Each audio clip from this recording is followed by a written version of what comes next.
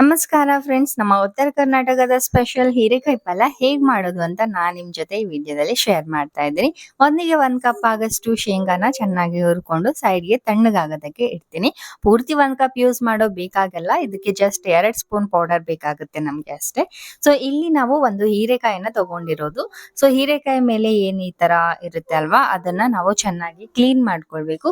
ಚಾಕು ಅಥವಾ ಸ್ಪೂನ್ ಸಹಾಯದಿಂದ ಈಸಿಯಾಗಿ ಕ್ಲೀನ್ ಆಗುತ್ತೆ. ಸೊ ಚೆನ್ನಾಗಿ ಎಲ್ಲಾನು ಕ್ಲೀನ್ ಮಾಡ್ಕೊಂಡಾದ್ಮೇಲೆ ವಾಶ್ ಮಾಡ್ಕೊಂಡು ಸಣ್ಣ ಸಣ್ಣದಾಗಿ ಕಟ್ ಮಾಡ್ಕೊಂಡು ಎತ್ತಿಟ್ಕೋಬೇಕು. ಸೊ ನೋಡ್ತಾ ಇದ್ದೀರಲ್ವಾ, ಈ ತರ ನಾನು ಚಿಕ್ಕ ಚಿಕ್ಕ ಪೀಸ್ ಅಲ್ಲಿ ಕಟ್ ಮಾಡ್ಕೊಂಡು ಇಟ್ಕೊಂಡಿದ್ದೀನಿ.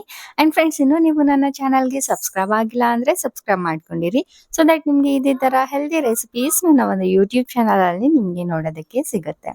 ಓಕೆ ಫ್ರೆಂಡ್ಸ್, ಇವಾಗ ನಾನು ಒಂದು ಮಿಕ್ಸಿ ಜಾರ್ನ ತಗೊಂಡ್ಬಿಟ್ಟು ನಾವೇನ್ ಶೇಂಗಾನ ಹುರ್ಕೊಂಡು ತಣ್ಣಗ್ ಮಾಡೋದಕ್ಕೆ ಇಟ್ಟಿದ್ವಿ, ಪೂರ್ತಿ ತಣ್ಣಗಾದ್ಮೇಲೆ ನಾನು ಗ್ರೈಂಡರ್ ಅಲ್ಲಿ ಆಡ್ ಮಾಡ್ಕೋತಾ ಇದ್ದೀನಿ.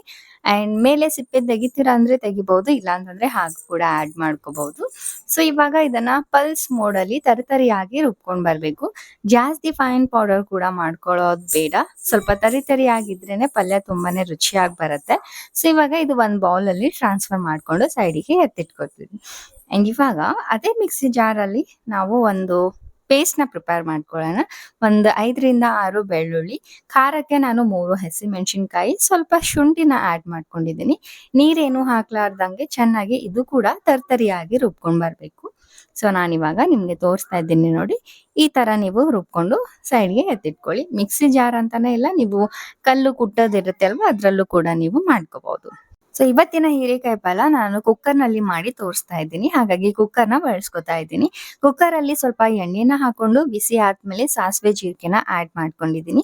ಸಾಸಿವೆ ಜೀರಿಗೆ ಚಟಪಟ ಅಂದ್ಮೇಲೆ ಒಂದು ಬಿಗ್ ಸೈಜ್ ಈರುಳ್ಳಿನ ಚೆನ್ನಾಗಿ ಕಟ್ ಮಾಡ್ಕೊಂಡು ಆಡ್ ಮಾಡ್ಕೊಂಡಿದ್ದೀನಿ. ಅಂಡ್ ಇದು ಕೂಡ ಸ್ವಲ್ಪ ಹಸಿ ವಾಸನೆ ಹೋದ್ರೆ ಸಾಕು. ಲೈಕ್ ಹಸಿ ವಾಸನೆ ಹೋದ್ಮೇಲೆ ನಾವೇನು ಖಾರದ ಪೇಸ್ಟ್ ಮಾಡ್ಕೊಂಡು ಇಟ್ಕೊಂಡಿದ್ವಿ ಅದನ್ನ ಹಾಕೊಂಡು ಚೆನ್ನಾಗಿ ಒಂದ್ಸಲ ಮಿಕ್ಸ್ ಮಾಡ್ಕೊಳ್ಳಿ. ಈ ಶುಂಠಿ, ಬೆಳ್ಳುಳ್ಳಿ ಮತ್ತೆ ಹಸಿ ಮೆಣಸಿನಕಾಯಿ ಏನಿರುತ್ತೆ ಅಲ್ವಾ, ಅದ್ರದ್ದು ಹಸಿ ವಾಸನೆ ಎಲ್ಲ ಹೋಗ್ಬೇಕು. ಅಲ್ಲಿವರೆಗೂ ಫ್ರೈ ಮಾಡ್ಕೊಂಡಾದ್ಮೇಲೆ ನಾವು ಹೀರೆಕಾಯಿ ಏನ್ ಕಟ್ ಮಾಡ್ಕೊಂಡು ಇಟ್ಕೊಂಡಿದ್ವಿ ಅದನ್ನ ಕೂಡ ಟ್ರಾನ್ಸ್ಫರ್ ಮಾಡ್ಕೊಳ್ಳಿ. ಸೊ ಈ ಪಲ್ಯದಲ್ಲಿ ಜಾಸ್ತಿ ನಮ್ಗೆ like garam masala, coriander powder ಅದು ಏನು ಬೇಕಾಗಲ್ಲ.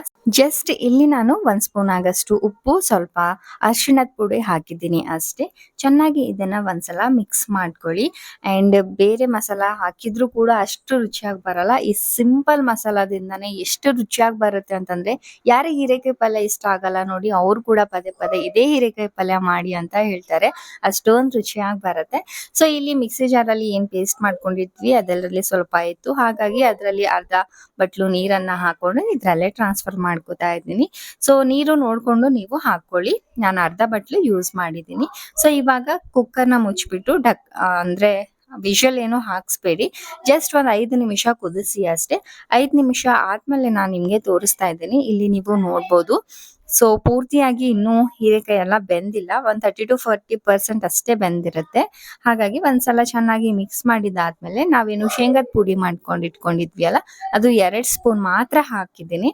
ಸೊ ಹಾಕೊಂಡು ಒಂದ್ಸಲ ಚೆನ್ನಾಗಿ ಮಿಕ್ಸ್ ಮಾಡ್ಕೊಂಡು ಮೀಡಿಯಂ ಫ್ಲೇಮ್ ಮೇಲೆ ಒಂದ್ ವಿಷಲ್ ಸಾಕು. ಒಂದ್ ವಿಷಲ್ ಹೊಡ್ಸ್ಕೊಂಡ್ ಬಂದ್ರೆ ಸಾಕು. ನಮ್ಮ ಹೀರೆಕಾಯಿ ಪಲ್ಯ ಎಷ್ಟು ರುಚಿಯಾಗಿ ಬರುತ್ತೆ ಅಂತಂದ್ರೆ ತುಂಬಾನೇ ರುಚಿಯಾಗಿ ಬರುತ್ತೆ. ಖಂಡಿತ ಒಂದ್ಸಲ ನೀವು ಈ ವಿಧಾನದಲ್ಲಿ ಟ್ರೈ ಮಾಡಿ, ಎಲ್ರಿಗೂ ಇಷ್ಟ ಆಗುತ್ತೆ.